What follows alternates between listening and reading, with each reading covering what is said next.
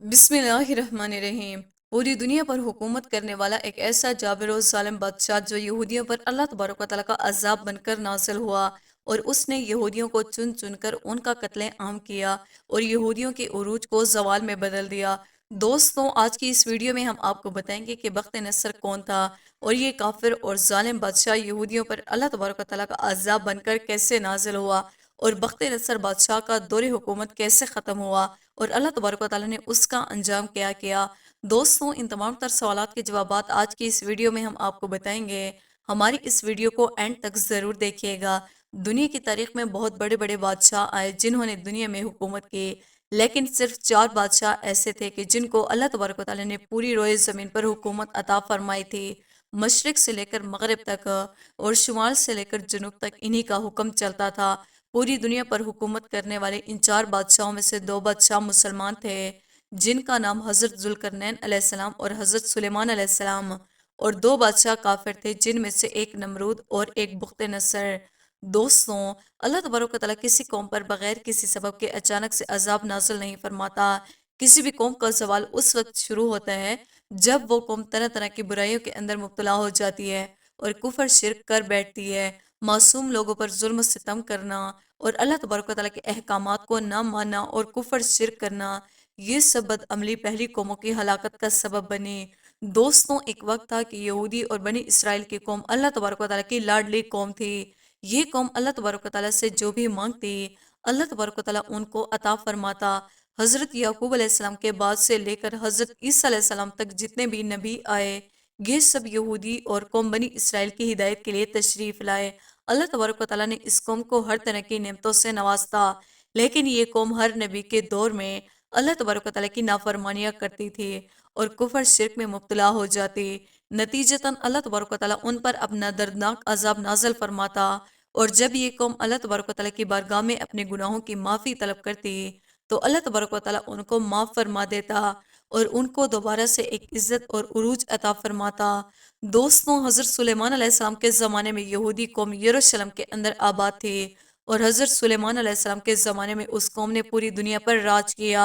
लेकिन जब हज़रत सुलेमान अलैहिस्सलाम इस दुनिया से तशरीफ़ ले गए तो इससे तकरीबन 400 साल बाद ये कौम फिर से अल्लाह तबारक व तआला की नाफरमानियाँ करने लगी और कुफर शिरक के अंदर मुब्तला हो गई। इसी तरह जब ये कौम तरह तरह की बुराइयों के अंदर मुब्तला हो गई तो अल्लाह तबारक व तआला ने उस दौर के एक जाबिर और जालिम बादशाह, जिसको दुनिया बख्त नसर के नाम से जानती है, उसको इन पर मुसलत कर दिया और बख्त नसर अल्लाह तबारक व तआला का अजाब बनकर यहूदियों पर नाजिल हुआ। दोस्तों, बख्त नसर बादशाह का दौर हुकूमत हज़रत सुलेमान अलैहिस्सलाम के दौर हुकूमत के बाद शुरू हुआ और अल्लाह तबारक व तआला ने उसको भी पूरी रोए ज़मीन की बादशाहत अता फरमाई थी। बख्त नसर की पैदाइश के बारे में 2 तरह की रिवायात मिलती हैं। एक रिवायत के मुताबिक ये कौम अमालका में से था कि जिसके माँ बाप ने उसको पैदा करके नसर नामी बुत के पास लावारिस छोड़ दिया था। ये बुत उस दौर के अंदर बहुत ज्यादा पूजा जाता था। चुनाचा ये बच्चा लोगों को नसर नामी बुत के पास मिला। चुनाचा लोगों ने उस बच्चे का नाम बख्त नसर रखा, यानी नसर बुत का बेटा रख दिया। और एक दूसरी रिवायत के मुताबिक ये एक बादशाह के घर में पैदा हुआ। उसका बाप एक बहुत बड़ा बादशाह था। बख्त नसर एक ज़हीन, बहादुर और जंगजू इंसान था। ये इतना बहादुर था कि उसने अपनी छोटी सी उम्र में अपने बाप के कहने पर मिस्र के अंदर जंग छेड़ दी और मिस्र को फतह कर लिया। 605 कबल मसीह में उसके बाप का इंतकाल हो गया। उसके इंतकाल के बाद ये बाबुल शहर का बादशाह बन गया। बादशाह बनने के बाद बख्त नसर ने बहुत सारे ममालिक पर हमला किया और उनको अपने कब्जे में ले लिया। उधर यहूदी और कौम बनी इसराइल जो कि यरूशलेम के अंदर आबाद थी और तरह तरह की बुराइयों के अंदर मुब्तला हो चुकी थी, ये लोग खुले आम अपने बदअमालियों में बदमस्त होकर अल्लाह तबारक व तआला की नाफरमानियाँ कर रहे थे और अल्लाह तबारक व तआला की ज़ात को छोड़कर बुत परस्ती के अंदर मुब्तला हो चुके थे। इसी दौरान यहूदी अल्लाह तबारक व तआला ने अपना दर्दनाक अजाब नाजिल फरमाया और बख्त नसर ने यरूशलेम पर हमला कर दिया। इस हमले में बख्त नसर ने यहूदियों को चुन चुन कर कत्ले आम किया और बैतुल मुक़द्दस को तबाह बर्बाद कर दिया। इस हमले के अंदर 40,000 तौरात के यहूदी आलिमों को भी कत्ल कर दिया गया और 40,000 यहूदियों को जला वतन कर दिया। इसी तरह ये यहूदी कत्ल गारत के डर से दूसरे ममालिक की तरफ भागने लगे। इस हमले के अंदर बख्त नसर ने 80,000 यहूदियों को अपना कैदी बना लिया और बाज़ रिवायात के मुताबिक कैदी बनने वाले अफराद की तादाद 80,000 से ज़्यादा थी اور ان قیدیوں میں سے اللہ تبارک و تعالیٰ کے دو نبی بھی شامل تھے، جن میں سے ایک کا نام حضرت دانیال علیہ السلام اور دوسرے کا نام حضرت عزیر علیہ السلام ہے۔ دوستوں، جب بخت نصر نے یروشلم پر حملہ کیا تو یروشلم کے تمام شہروں کو جلا دیا، ہیکل سلیمانی کو گرا دیا اور اس کے خزانوں کو لوٹ لیا، اور ہیکل سلیمانی میں موجود تمام کتابوں کو جلا دیا جس کے اندر تورات شریف کے اصل نسخے بھی موجود تھے۔ اسی طرح بخت نصر بادشاہ نے ظلم و ستم کی ہر حد پار کرتے ہوئے یہودیوں کو چن چن کر قتل کیا اور ہیکل سلیمانی اور تورات شریف کی بے ادبی کرتے ہوئے ان کو جلا دیا۔ دوستوں، اس قتل و غارت کے اندر تابوت سکینہ جو کہ ہیکل سلیمانی کے اندر موجود تھا وہ کہیں غائب ہو گیا اور اس کا آج تک کسی کو کچھ پتہ نہ چلا۔ اس قتل و غارت کے بعد بخت نصر بہت سارے یہودیوں کو قیدی بنا کر اپنے ساتھ لے گیا، اور چونکہ بخت نصر بادشاہ نے ہیکل سلیمانی کو جلا دیا تھا اور تورات شریف کی بے ادبی کرتے ہوئے اس کے نسخوں کو بھی جلا دیا تھا، تو اللہ تبارک و تعالیٰ نے اس بدبخت بادشاہ پر بھی اپنا دردناک عذاب نازل فرمایا اور بخت نصر بادشاہ کو ایک دردناک بیماری کے اندر مبتلا کر دیا اور اس کے چہرے کو مسخ کر دیا۔ دوستوں، روایات میں آتے کہ جب بخت نصر بادشاہ پر اللہ تبارک و تعالیٰ کا عذاب نازل ہوا اور اس کے چہرے کو مسخ کر دیا گیا اور یہ انسان سے جانور بن گیا، تو اس کے بعد یہ جنگلوں میں چلا گیا اور اس نے اپنی زندگی کے 7 سال جنگلات میں گزارے اور وہاں پر یہ جانور کی طرح گھاس کھاتا اور اسی بیماری کی حالت میں جنگلوں میں رہتا۔ 7 سال کے بعد اللہ تبارک و تعالیٰ نے اس سے اس بیماری کو دور کر دیا اور اس کو جانور سے انسان بنا دیا۔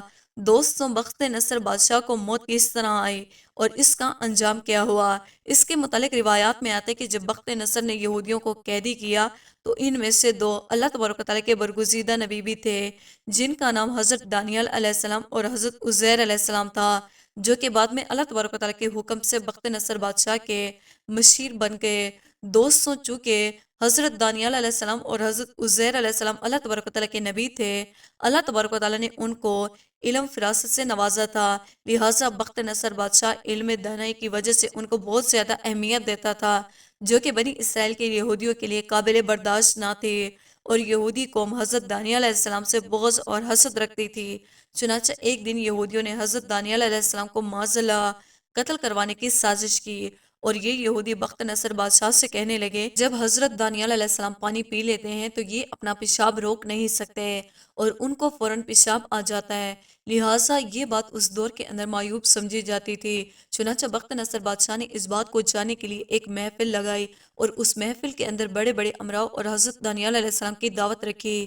چنانچہ جب تمام مہمان محفل کے اندر پہنچ گئے اور حضرت دانیال علیہ السلام بھی تشریف لا چکے تو ان کے سامنے کھانا پیش کیا گیا اور بہت سارا پانی بھی رکھا گیا، اور ادھر بخت نصر بادشاہ نے اپنے سپاہیوں کو یہ حکم بھی دے رکھا تھا کہ اس محفل کے بعد سب سے پہلے جو بھی پیشاب کرنے کے لیے باہر نکلے تو اس کو فوراً قتل کر دیا جائے، پھر چاہے وہ پیشاب کرنے والا یہی کیوں نہ کہے کہ میں بخت نصر ہوں، اور اگر کوئی تمہارے سامنے اس طرح کہے تو اس سے کہنا کہ تو جھوٹ بولتا ہے، تمہارے قتل کا حکم ہمیں بادشاہ نے دیا ہے۔ دوستوں، روایات میں آتا ہے کہ جب یہ محفل ختم ہوئی اور تمام لوگ کھانا کھا چکے تو سب سے پہلے اللہ کے حکم سے جس شخص کو پیشاب کی حاجت محسوس ہوئی وہ بخت نصر بادشاہ تھا۔ اسی طرح جب وہ بخت نصر بادشاہ پیشاب کے غرض سے باہر نکلا، جیسے ہی بخت نصر دروازے سے باہر آیا تو باہر اندھیرا تھا، جس کی وجہ سے کسی کو کچھ پتہ نہ تھا کہ یہ کون ہے۔ چنانچہ دروازے پر کھڑا سپاہی اس پر حملہ کیا تو بخت نصر بادشاہ کہنے لگا کہ میں بخت نصر ہوں، تو سپاہی نے جواب دیا کہ تو جھوٹ بولتا ہے اور مجھے میرے بادشاہ نے تجھے قتل کرنے کا حکم دیا ہے۔ چنانچہ اسی دوران اور سپاہی نے تلوار سے حملہ کیا اور بخت نصر کو وہیں پر ہلاک کر دیا۔ دوستوں، اسی طرح اللہ تبارک و تعالیٰ نے اپنے پیارے نبی حضرت دانیال علیہ السلام کو یہودیوں کی ناپاک سازش سے بچا لیا، اور جو بخت نصر بادشاہ حضرت دانیال علیہ السلام کو قتل کرنا چاہتا تھا وہ خود ہی اپنے سپاہیوں کے ہاتھے قتل ہو گیا۔ اللہ تبارک و تعالیٰ سے دعا ہے کہ اللہ تبارک و تعالیٰ ہمیں سیدھے راستے پر چلنے کی توفیق عطا فرمائے اور اپنے پیارے نبی حضرت محمد مصطفیٰ صلی اللہ علیہ وسلم کی محبت کے اندر جینا مرنا نصیب فرمائے۔ دوستوں، امید کرتے ہیں ہماری آج کی ویڈیو آپ کو پسند آئی ہوگی۔ ویڈیو کو لائک اور سبسکرائب کرنا نہ بھولیے گا۔